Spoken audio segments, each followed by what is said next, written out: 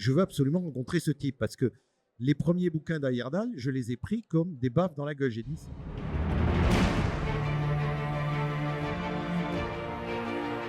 pour moi, ça a été particulier parce qu'en 92, Heyerdahl a gagné le Grand Prix de la science-fiction française pour son roman Demain une oasis, qui était publié chez Le Fleuve Noir.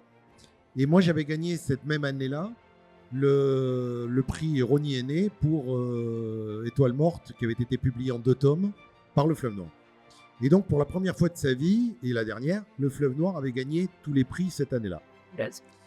Et donc, ils se sont sentis obligés de faire un cocktail, et à laquelle je suis allé parce que j'ai amené mon épouse et j'ai dit, je veux absolument rencontrer ce type parce que les premiers bouquins d'Heyerdahl, je les ai pris comme des baffes dans la gueule. J'ai dit, c'est ça que je veux savoir faire. Et donc, j'ai cherché qui était Heyerdahl dans un machin qui est grand à peu près comme cette salle qui était bourrée de monde.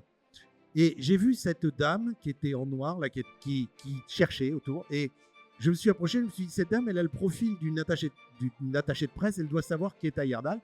Et j'ai demandé, est-ce que vous pouvez me dire qui est Heyerdahl ? Et elle m'a dit, vous êtes qui, vous ? Alors j'ai dit, je m'appelle Jean-Claude Dugnac. Elle m'a empoigné, elle m'a soulevé, elle a crié, Yal, je le tiens. Et j'ai vu arriver cette espèce de type avec des cheveux jusqu'aux épaules, comme j'avais moi.